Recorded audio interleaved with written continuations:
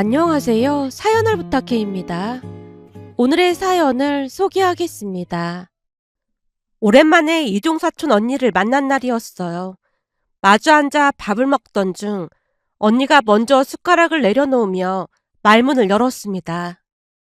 현우씨 인사 간다고 이모랑 이모부께 말씀드렸어? 말은 했는데 영 표정이 안 좋지 뭐. 왜? 홀어머니의 시누이만 있다고? 엄마 아빠 입장에서는 그게 마음에 들 리가 없잖아. 언니가 잠깐 시선을 창밖으로 돌렸다가 다시 저를 바라봤어요. 하긴 나 같아도 마음에 안 들긴 할 것 같아. 근데 현우 씨 좋은 사람이라 만나보면 생각이 달라지실 거야. 다만 나도 조금 걱정이 되는 게 있긴 해. 걱정이 되는 거라니?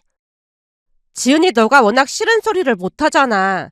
그래서 혹시나 시집살이 당하고 살까봐 걱정이 돼.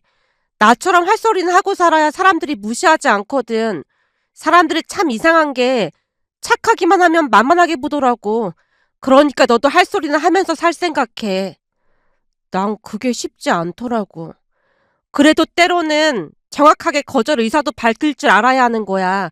난 참 이해가 안 되는 게 내가 너네 집에 얹혀 살았는데 누가 보면 네가 얹혀 살았다고 생각하겠어. 왜 그렇게 소심한 거냐? 농담 반 진담 반으로 던진 말이었지만 그 말 뒤에는 언니 나름의 진심이 깔려 있었어요. 사실 언니는 이모가 돌아가신 뒤부터 우리 집에 머물다시피 했습니다. 이모부가 일에 치여 지내다 보니 자연스레 그리 된 거였는데요. 언니가 고등학교에 다닐 무렵 이모부가 재혼을 하면서 상황은 완전히 달라졌어요. 언니는 이모부와 절대로 같이 살지 않겠다며 거세게 버텼고 부모님도 그 즈음엔 언니를 딸이나 다름없이 여기고 있었기에 굳이 등 떠밀 이유가 없었습니다. 그렇게 우리는 오랜 시간을 한 지붕 아래에서 함께 자랐어요. 언니는 지방 거점 공립대에 진학했는데 계약학과라 졸업하면 공기업으로 이어지는 길이 열려 있다며 부모님에게 조목조목 설명을 했습니다.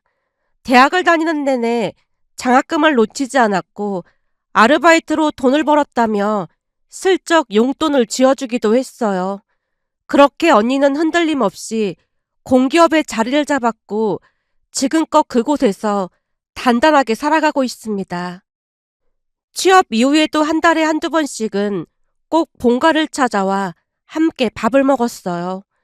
이모부 쪽과는 연락을 끊은 채였는데 엄마가 몇 번이나 찾아가 보라고 권해도 언니 입에서는 이방인이라는 말만 흘러나올 뿐이었습니다.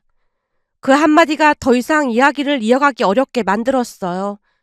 우리 사이에는 피를 나눈 자매보다 더 끈끈한 그런 세월이 쌓여 있었습니다.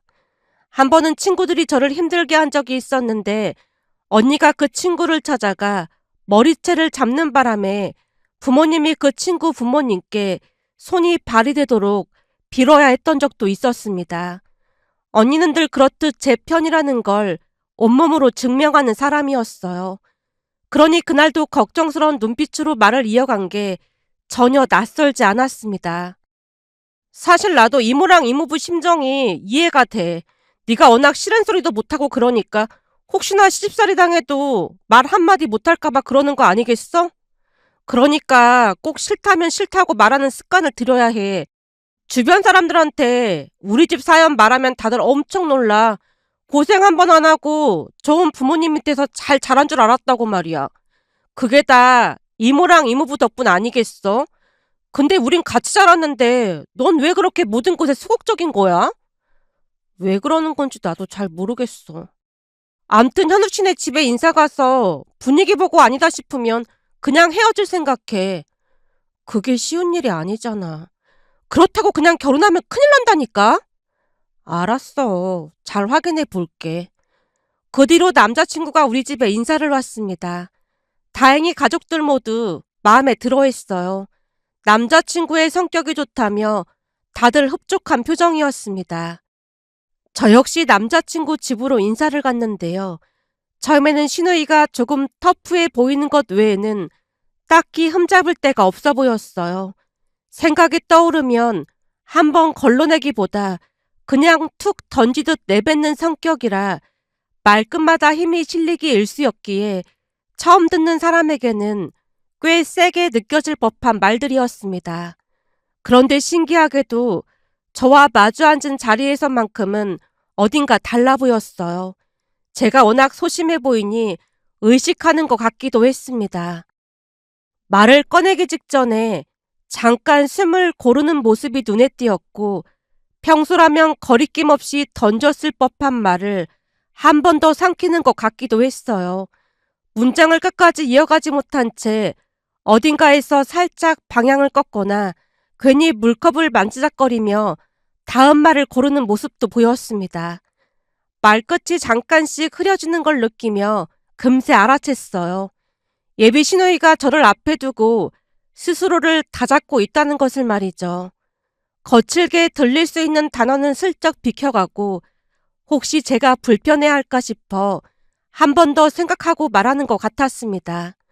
익숙하지 않은 옷을 억지로 걸친 사람처럼 어딘가 어색했지만 그 어색함 속에서 오히려 마음이 비쳐 보였어요. 예비 시어머님도 환한 미소로 배려를 아끼지 않는 모습이었으니까요. 그렇게 우리는 속전속결로 상견례를 마치고 결혼식을 올렸습니다. 그런데 그건 그저 착각에 불과했다고 해야 할까요? 결혼하고 얼마 지나지 않아 시댁의 민낯이 서서히 드러나기 시작했어요.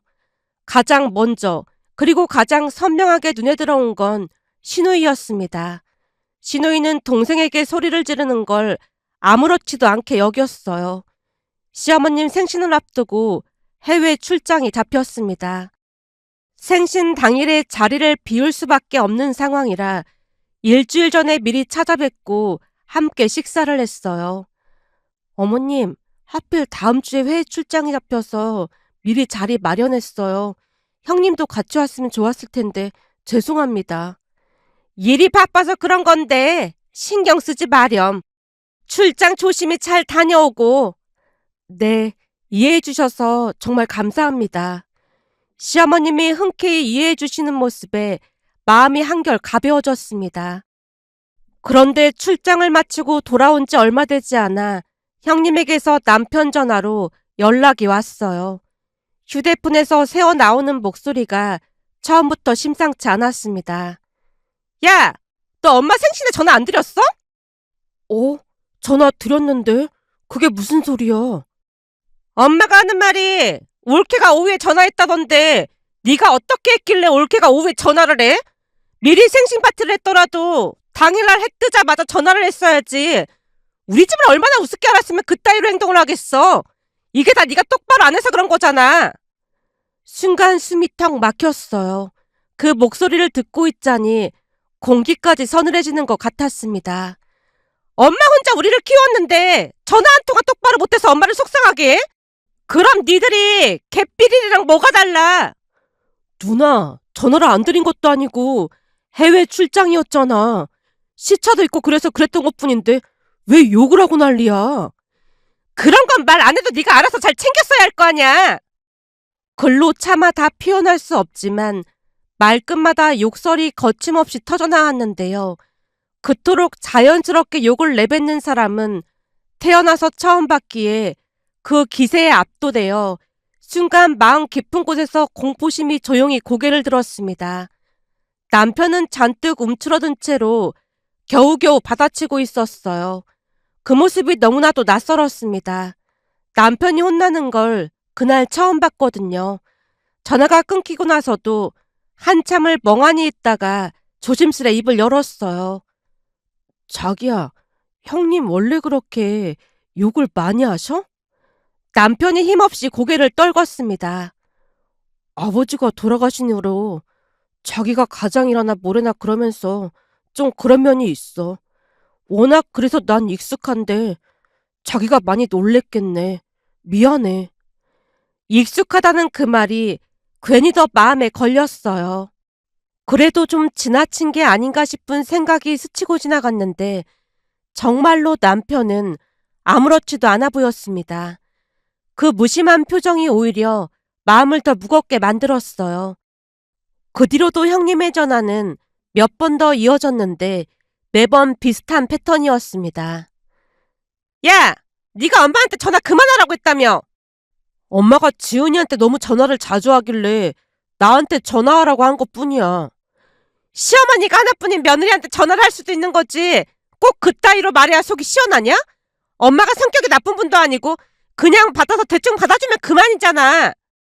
맨날 시시콜콜한 걸로 계속 전화하니까 그렇지. 누나가 안 겪어봤으면 함부로 말하지 마. 뭐?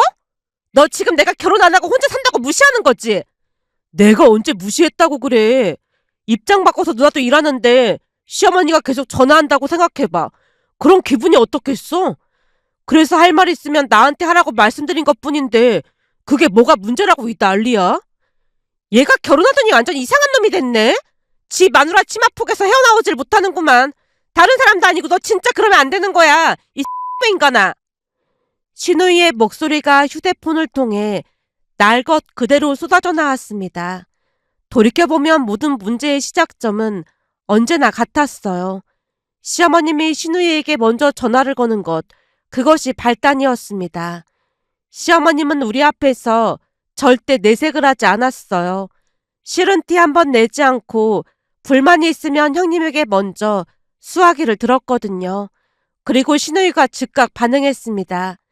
마치 연결된 회로처럼 시어머님의 한마디가 형님의 고함으로 이어지는 구조가 굳어져 있었어요. 신우이 말을 차분히 들여다보면 가령 이런 내용들이었습니다. 내 친구가 화장품 방문 판매한다고 하나 사달라고 하길래 현우한테 돈 좀 달라고 했더니 안 주지 뭐니. 현우가 결혼하더니 변했다니까. 이래서 아들 키워봐야 아무 소용도 없다고 하나 보다.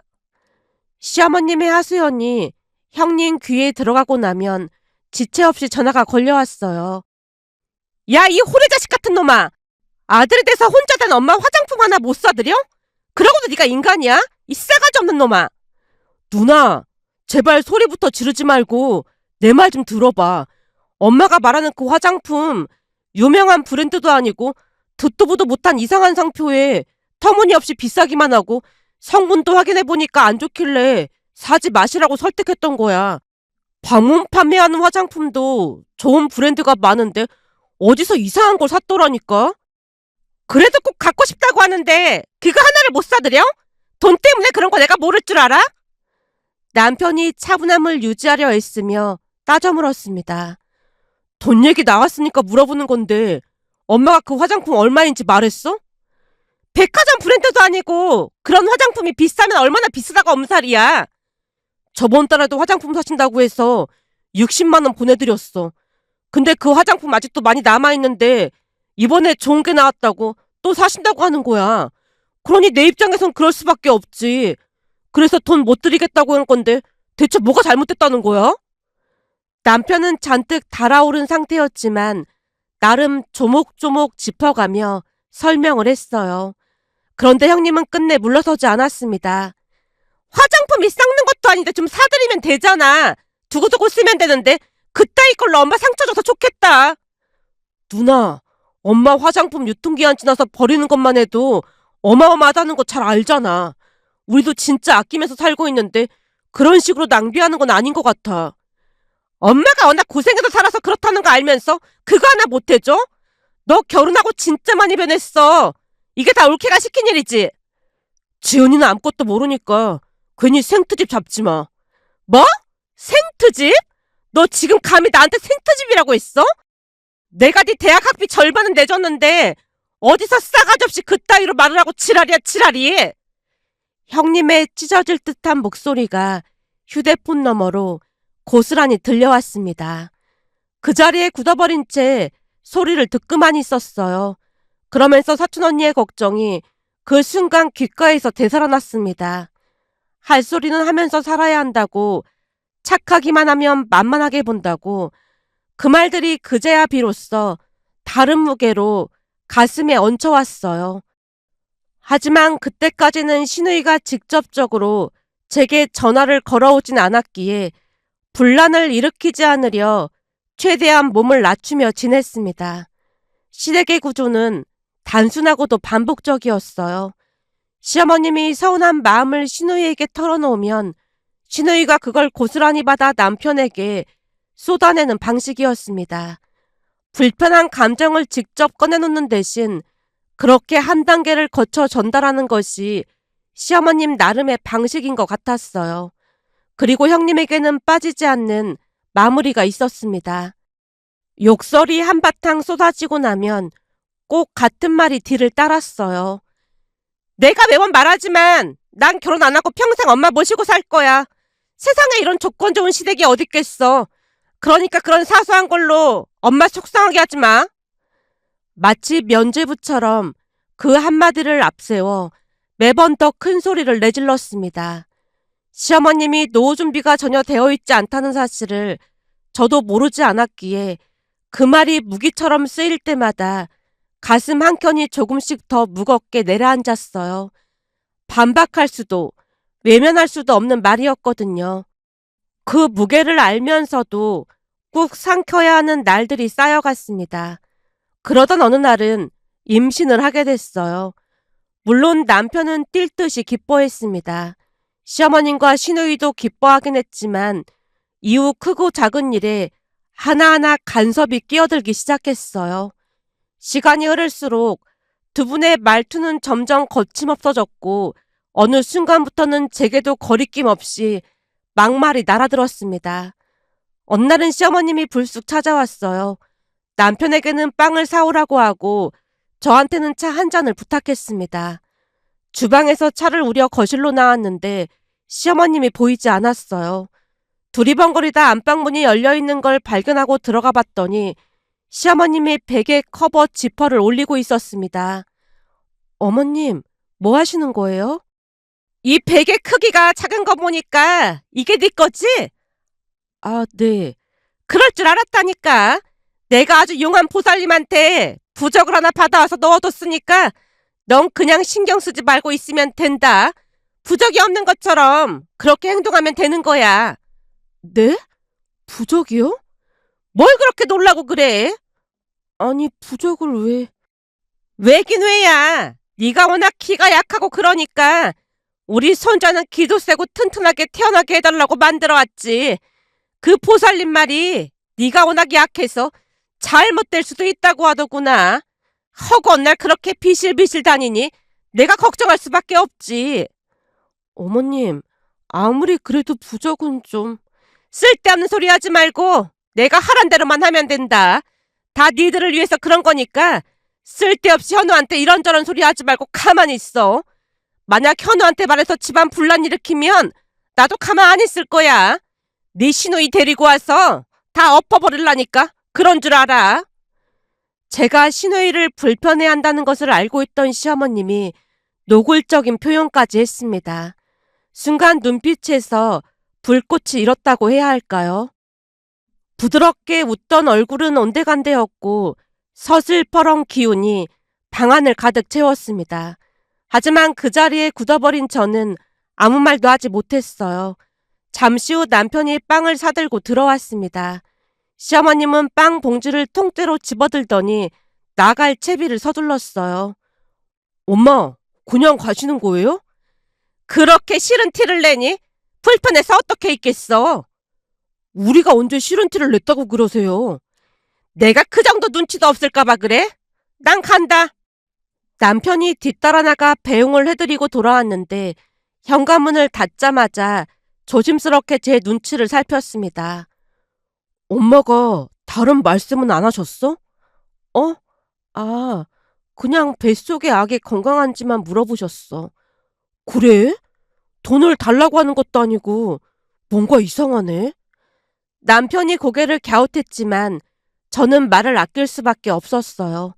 부적 이야기를 꺼냈다가는 어떤 일이 일어날지 불을 보듯 뻔했으니까요. 남편은 미신에 믿자도 믿지 않는 사람이었습니다.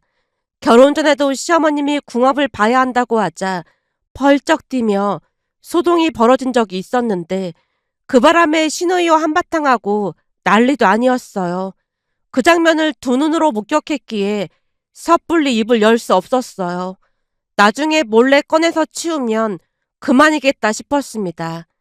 그게 가장 조용하게 넘어가는 길인 것 같았거든요. 며칠 뒤 엄마가 반찬을 했다고 연락이 왔습니다. 친정에 들렀더니 언니도 와 있었어요.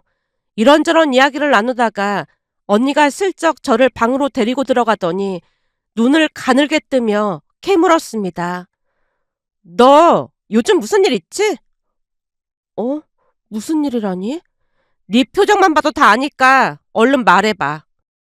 별일 없어. 별일 없긴 다 아니까 얼른 말해봐.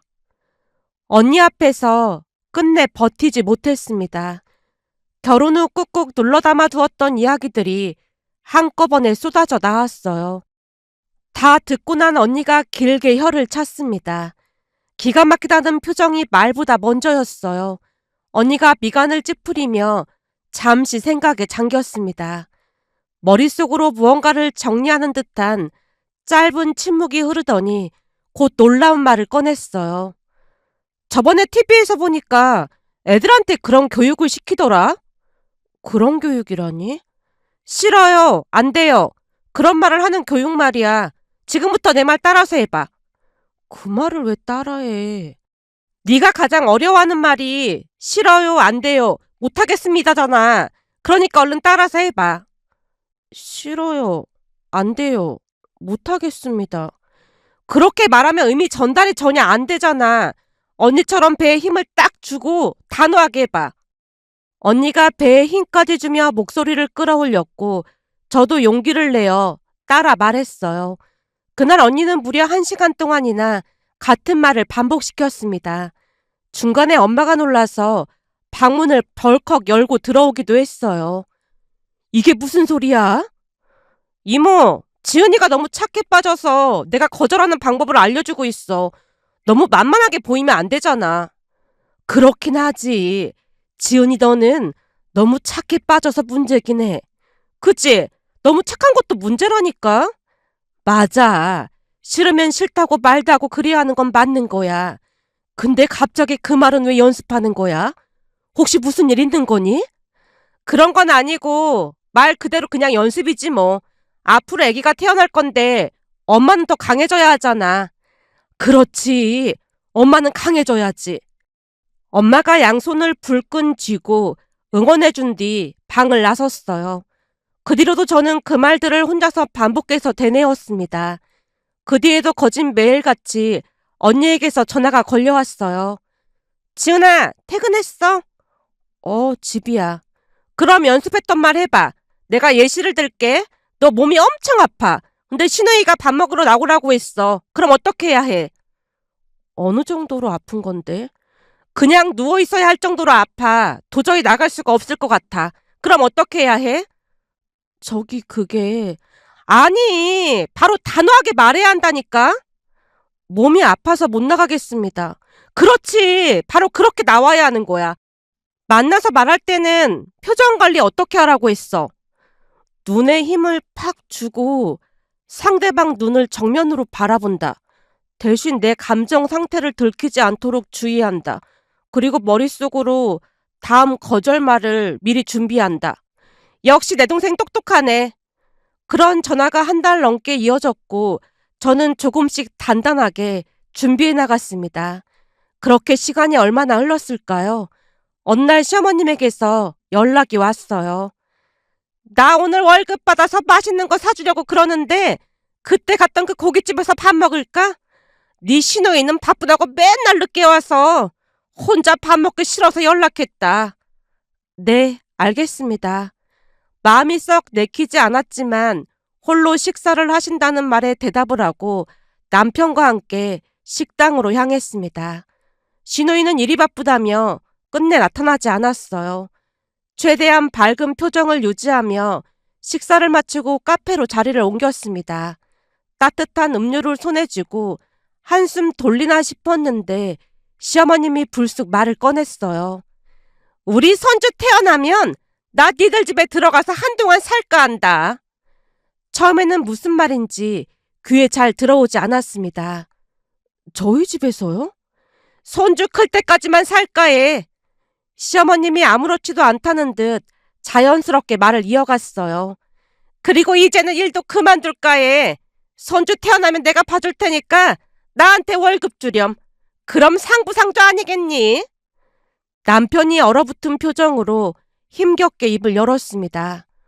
엄마, 아이는 장모님이 봐주시기로 했으니까 신경 안 쓰셔도 돼요. 그걸 왜 이제야 얘기해?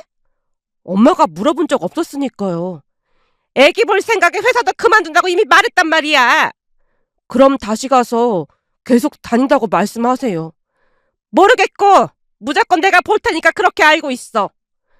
그 순간 꾹 참고 있던 제 입에서 한마디가 불쑥 터져나왔습니다. 어머님, 그렇게는 못하겠습니다. 시어머님뿐만 아니라 남편도 눈이 동그래진 채 저를 바라봤지만 멈추지 않았습니다. 엄마가 도와주시기로 이미 약속해서 그렇게 할 생각입니다. 내가 친할머니인데 내가 우선이지. 똑같은 할머니인데 우선이 어딨어요. 그냥 똑같은 할머니죠. 그리고 아무래도 제 입장에서는 친정엄마가 이래저래 더 편해서요. 들어보니 육아로 인해 고부 갈등이 많이 일어난다고 하던데 굳이 그럴 필요가 뭐가 있겠어요.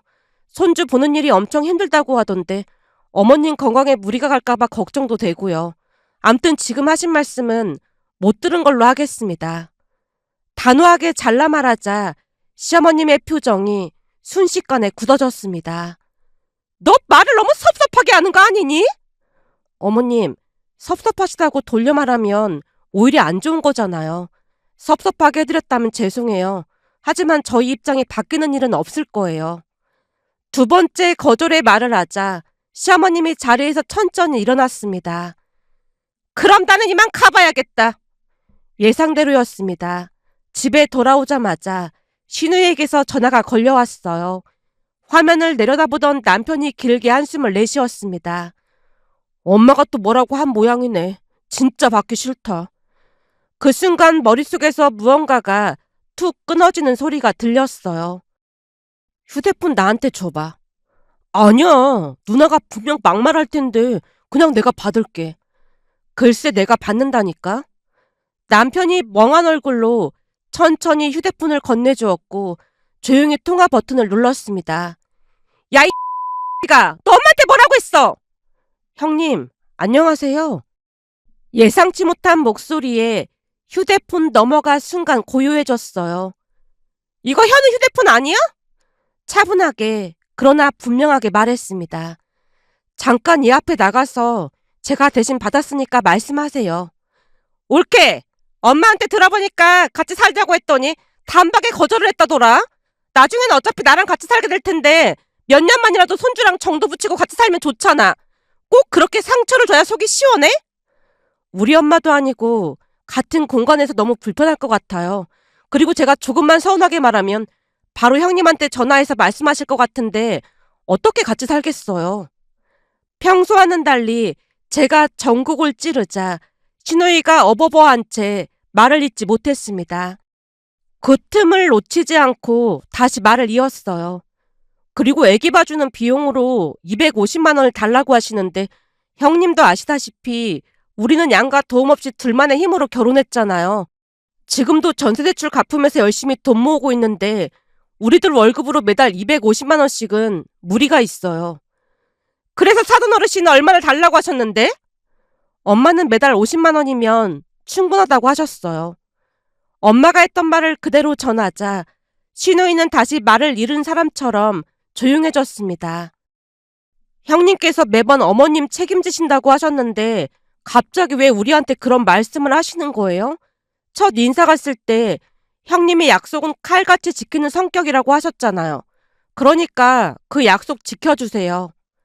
옳게! 엄마 소원이라는데 좀 들어줄 수 없어? 한 몇 년이면 돼. 그 상황이 무한히 반복될 것 같다는 생각이 스쳤어요. 잠시 숨을 고른 뒤 다시 한번 선을 그었습니다. 저보고 싸가지 없다고 말씀하셔도 좋아요. 하지만 학가는 절대 안 되니까 그렇게 알고 계세요. 그럼 전화 끊을게요. 전화를 끊자마자 남편에게 다시 연락을 했지만 남편이 받지 않자 욕설 문자가 연달아 날아들었어요. 그것도 모자랐는지 형님이 직접 우리 집까지 찾아와 문을 두드렸습니다. 열어주지 않자 한동안 복도에 서 있다가 이내 발길을 돌렸는데요. 무언가 심상치 않은 기운을 감지한 것인지 그날 이후로 합과 이야기는 깨끗이 사라졌습니다. 얼마 지나지 않아 남편이 신기한 듯 물었어요. 근데 자기 갑자기 말을 엄청 잘하는 것 같아. 언니가 거절하는 방법을 특강해줬어. 사실 그 모든 건 시나리오에 있던 것들이었어. 그동안 자기가 약간 우유부단한 것 같아서 걱정이 됐거든? 근데 똑 부러지는 모습 보니까 오히려 안심이 되는 거 있지. 앞으로도 싫으면 싫다고 말할 줄 알아야 할 것 같아. 남편은 당당해진 제 모습을 오히려 더 좋아해 줬습니다. 그 이후 저는 아들을 출산했어요. 시어머님과 형님은 경기도에 가게 큰 집을 구해 함께 살고 있습니다. 물론 그렇다고 연을 끊거나 하진 않았어요. 마땅히 해야 할 도리는 다 하려 애쓰고 있습니다. 다만 요즘도 가끔씩 두 분이 선을 넘으려 호시탐탐 기회를 노릴 때면 그때마다 흔들림 없이 거절 의사를 밝히고 있어요. 살다 보면 착하다는 말이 칭찬이 아닌 약점으로 읽히는 순간이 찾아옵니다. 누군가에게 상처를 주지 않으려 꾹꾹 눌러 담다 보면 정작 상처를 고스란히 받아내는 쪽은 언제나 제 자신이 되어 있었으니까요. 거절은 잘못된 것이 아닙니다. 오히려 자신을 지키는 가장 현명한 방법일 수도 있습니다. 싫다고 말한다고 해서 나쁜 사람이 되는 게 아니고 안 된다고 선을 긋는다고 해서 관계가 끝나지도 않습니다. 진짜 관계는 그 선을 존중하는 데서 시작되는 것이 아닐까 하는 생각이 들어 혹시나 저 같은 분들이 계실까 싶어 이렇게 글 남겨봅니다. 오늘의 사연은 여기까지였습니다. 즐겁게 보셨다면 구독, 좋아요 부탁드립니다. 고맙습니다.